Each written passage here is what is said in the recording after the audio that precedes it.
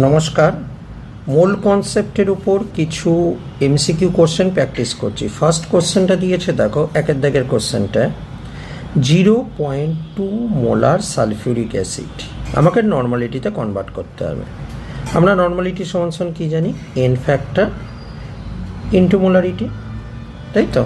Sulphuric acid দুটো H plus দেয়, তো 2 ইন্টু 0.2, তার মানে হচ্ছে 0.4 নর্মাল।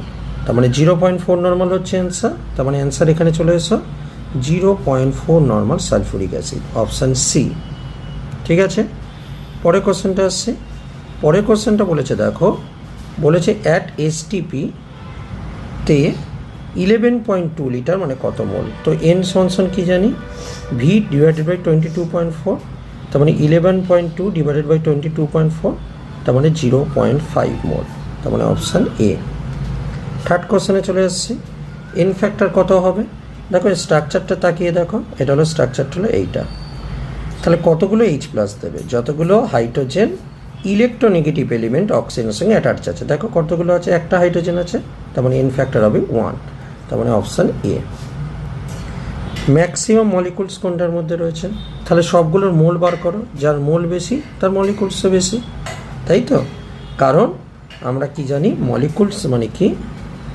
মলিকুলস মানে কি? মলিকুলস মানে হলো মোল ইন্টু অ্যাভোগাড্রো নাম্বার, তাই তো? তার মানে মোল যার বেশি তার মলিকুলস বেশি, কারণ অ্যাভোগাড্রো নাম্বারটা কনস্ট্যান্ট। তাহলে প্রথমটা দেখো দেওয়া আছে 50 গ্রাম, তাহলে মোল সমান কত হবে? ওয়েট বাই মলিকুলার ওয়েট, তার মানে 50 ডিভাইডেড বাই 80। তারপরটা 2000 মলিকুলস একেবারে বলে দিয়েছে, ঠিক আছে। তারপরটা হচ্ছে 30 লিটার, তাহলে মোল কত হবে? না 30 ডিভাইডেড বাই 22.4, আর তারপরটা হচ্ছে 4 মোল, এন সমান 4। সো দেখো খেয়াল করে সব থেকে মোল বেশি পাচ্ছ অপশান ডিতে, তার মানে option D is the right answer. তারপরে কোশ্চেনটা বলেছে যে মোল ফ্র্যাকশন বার করতে বলেছে। তাহলে মোল ফ্র্যাকশন কাকে বলে? না তার মোল ডিভাইডেড বাই টোটাল মোল। তাহলে মোল ফ্র্যাকশন অফ অক্সিজেন বার করতে বলেছে, তার মানে এক্স অক্সিজেন মানে কী হবে? অক্সিজেনের মোল ডিভাইডেড বাই টোটাল মোল।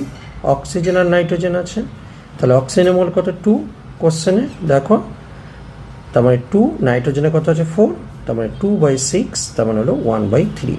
1/3 মানে অপশান এ হলো রাইট অ্যান্সার। কোশ্চেন নাম্বার 6-এ আসছি। কোশ্চেন নাম্বার 6-এ আমাকে বলেছে, আমাকে মোলালিটি বার করতে বলেছে। তাহলে মোলালিটি মানে কি? Mole by kg, mole by kg, তাই তো? তাহলে mole divided by kg is molality. তাহলে মোল কত হবে? দেখো কত কোশ্চেনটা বলেছে, 28.6 গ্রাম বলেছে। ওয়েট বাই মলিকুলার ওয়েট, গ্লুকোজের ওয়েট কত? 180, বাই দেখো 250 গ্রাম অফ ওয়াটার। দেখো 250 গ্রাম অফ ওয়াটার, তাই তো? 250 গ্রাম অফ ওয়াটার, তার মানে 250 ডিভাইডেড বাই কত হবে? 1000, ঠিক আছে। এটা ক্যালকুলেট করে দেখো 0.635 এম পাবে, ঠিক আছে। So option C. Question number 7। Question number 7-এ আসছি। কোশ্চেন নাম্বার 7 হলো 80 gram NaOH dissolve in 1 litre, ঠিক আছে। বলেছে নর্মালিটি কত? নিশ্চয়ই জানো, আগে মোলারিটি বার করতে হয়, তাহলে মোল বাই লিটার। তাহলে মোল কত হবে? 80 গ্রাম, 80/40 বাই লিটার মানে 1, কাটাকুটি করলে 2, তার মানে এম হলো 2। তাহলে নর্মালিটি কত হবে? এন ফ্যাক্টর ইন্টু এম, তাই তো? তো আমি নিয়েছি NaOH মানে একটা OH মাইনাস দেয়, তার মানে এন ফ্যাক্টর 1 ইন্টু 2, তার মানে হচ্ছে 2। So 2 is the right answer. তাহলে 2 নর্মাল হবে answer, option B. Question number 8-এ আসো। কোশ্চেন নাম্বার 8 কী বলেছে?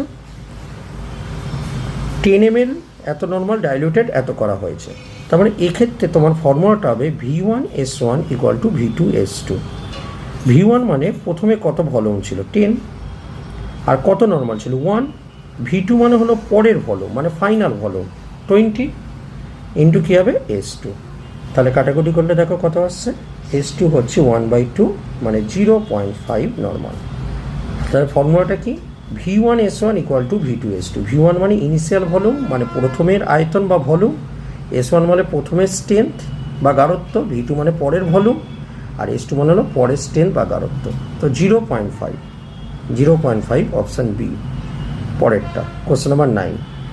কোশ্চেন নাম্বার 9টা কী বলেছে দেখো, 10% এটা বলেছে মোলারিটি বার করতে বলেছে। মোলারিটি সমান কী, percentage into density into 10 divided by কী হয়, মলিকুলার ওয়েট।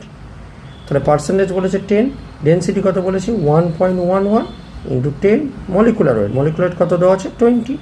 তাহলে দেখো এটা যদি আমরা একটু ক্যালকুলেট করি তাহলে এটা পাবো 5.55। তার মানে অপশান এ হলো অ্যান্সার। তারপরটা 2 মোল কোনটা, এখানের মধ্যে কোন কেসটা হচ্ছে 2 মোল এটা জানতে চেয়েছে। দেখো অ্যান্সারটা হবে এখানে সি, কারণ দেখো মোল সমান কী হয়, ওয়েট বাই মলিকুলার ওয়েট, তাই তো। তাহলে দেখো ওয়েটটা বলে দিয়েছে 126, এবার HNO3 মলিকুলার ওয়েটটা বার করো। হাইড্রোজেনে 1 হয়, নাইট্রোজেনে 14, অক্সিজেনে 16 ইন্টু 3, তার মানে হচ্ছে 63। তাহলে 63 করলাম, কাটাকুটি করলে কত হচ্ছে 2, তার মানে N সমান হচ্ছে 2। তার মানে 126 গ্রাম নাইট্রিক অ্যাসিড হবে অ্যান্সার। ক্লিয়ার হয়েছে?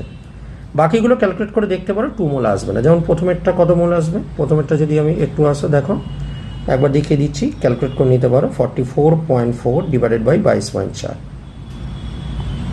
তাই তো। দেখো 2 আসবে না, 1.9 সামথিং আসবে।